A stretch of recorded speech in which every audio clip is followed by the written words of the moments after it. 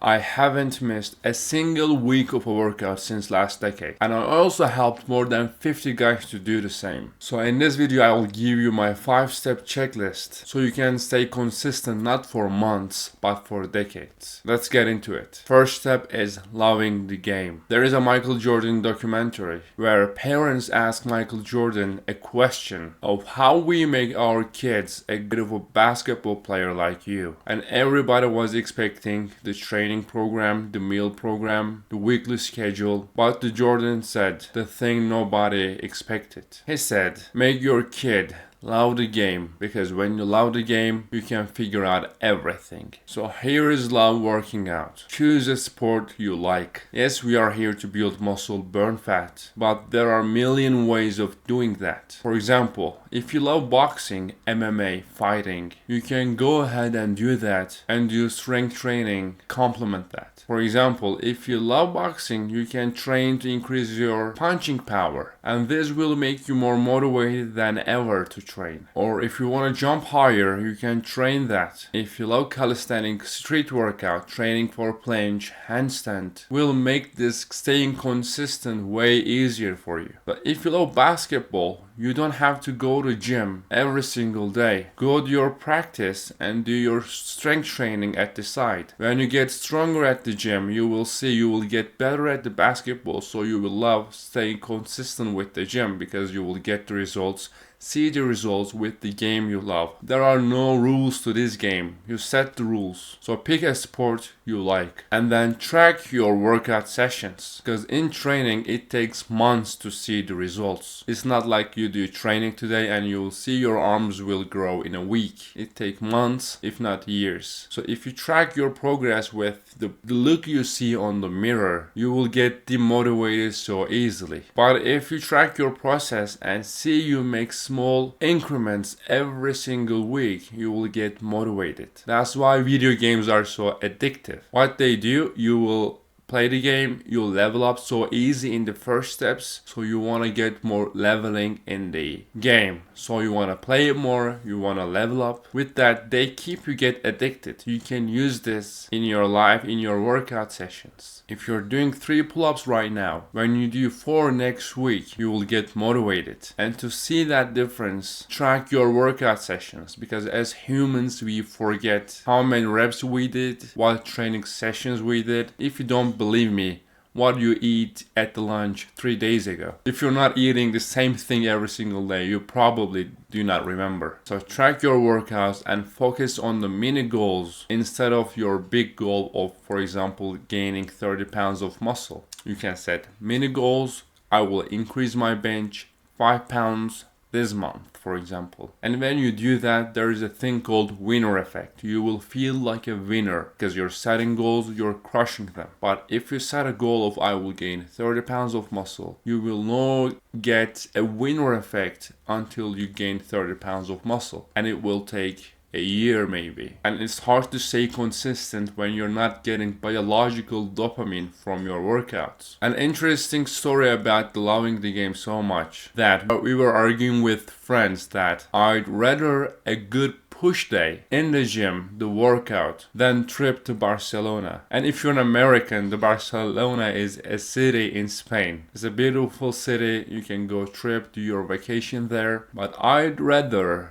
do my push day, put my headphones in, get my pre-workout in, and do my session instead of going there. That's how I'm loving the game so much. When you have this much of love, it is not easy to quit rather than stay consistent. Staying consistent becomes so easy. Second step is starting slow. You watch a motivational video and you will say, I will change my life, I will do whatever it takes, I will train 7 times a week, I will eat 200 grams of protein every single day. But it is way easier to starting slow than starting full throttle. Let me explain. You are not a professional athlete. You haven't been consistent with your training. Do you think it's wise to set a goal such a high thing. Yes, you can take high actions. But if you set a goal of I will train 2 times this week and you can do 4, at the end of the week you will say to yourself, yes, I kept my word to myself. I trained at least 2 times this week. So I'm trustworthy,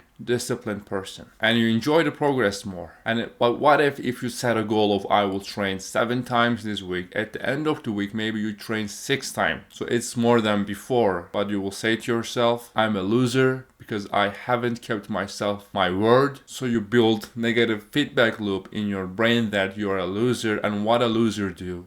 Quits. But also with that you will warn yourself out so easily. It's way easier to keep at small actions and gradually increase your level of actions every single week, maybe months, maybe years. The goal is to train for a lifetime, not for weeks. You will not quit after getting your abs. You want to reach your potential. You will train for your life. So while you're just sprinting from the start, you know you will quit in 2 months. You have quitted before. So do not make the same mistake again. Set a goal, the actual goal that you can stay consistent with it. Maybe it's 2 times a training per week, 20 minutes per session. There is no highs and lows. There is only you. You're just trying to get better than yesterday. If you haven't do a single training last week, training for 10 minutes this week is still an improvement. That's what we are looking for here. You're not competing with fitness influencers on the internet. You're competing with yourself. The version of yourself, focus on that and beat it every single day. That's how you become dangerously consistent. So have a baseline of actions instead of high goals. For example, right now, I know I will train 4 times a week, eat 150 grams of protein every single day, and eat 2000 calories a day because I'm cutting. These are the minimum actions I know I can do at the worst days, at my birthday. No matter what the day is, I know I can do these actions. Set this baseline of actions instead of setting high goals, and stick to the baseline. And with that small actions every single day, you will see your life will change, but also you will stay consistent for decades. 5th step, it is always harder to stay consistent at the beginning than at the next steps. What I mean by that, in the first years or first months when you start training, it is way easier to quit the gym because you haven't seen a result. People see you as a non-gym goer. For example, for me, I'm jacked, I'm looking good. If I don't go to gym, I will get fat, I will lose my muscle. And every time that I look at the mirror, I will see a loser because I'm used to the jacked build. Also, I will hear from the people around me that they will saying, you're getting fat, what did you do? Why did you stop training? So there is environmental effect too. So when you get jacked, when you look good, when you make little bit of gains, you will get used to that look. And when you lose that because of you quit, you will feel terrible. You will want to get back to gym and start training as soon as possible. So the best advice I can do is stay consistent for 6 months. See the actual health benefits, the look benefits, see the confidence benefits of how your life will change if you go to gym and stay consistent for 6 months straight. And it will get impossible for you to quit. It's almost impossible. I know you can quit as well. It is way easier to quit. But we are trying to play a game that we cannot lose. We want to change every single rule of the game in our favor. We don't want to play a losing game. Think of an inverse situation. We talked about 5 steps. If you pick a sport you don't like, for example, yoga for me, I hate it. Instead of starting slow, I will set my goal of I will train 2 times a day,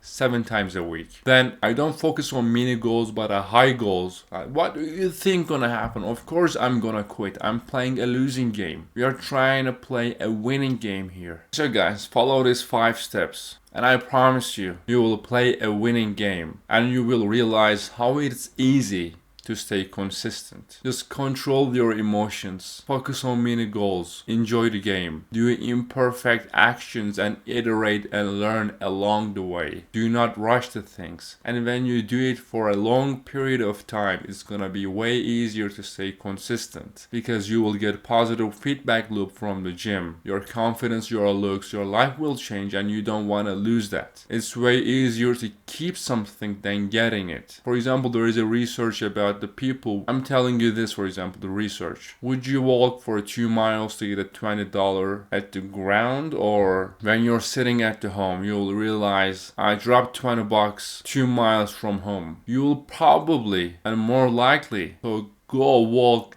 the $20 you dropped and take it back rather than getting $20 out of nowhere. People are way motivated to get something they lost because we want to keep our gains. We want to keep our lives as the way it is rather than getting something new and setting a new goal. We are more motivated than not losing than getting something new. Do not forget these steps. If you have any questions, comment below. And if you like the video, make sure you subscribe because I will make more videos like this. Send me a DM on Instagram and let's have a chat. I'll see you later. Take care.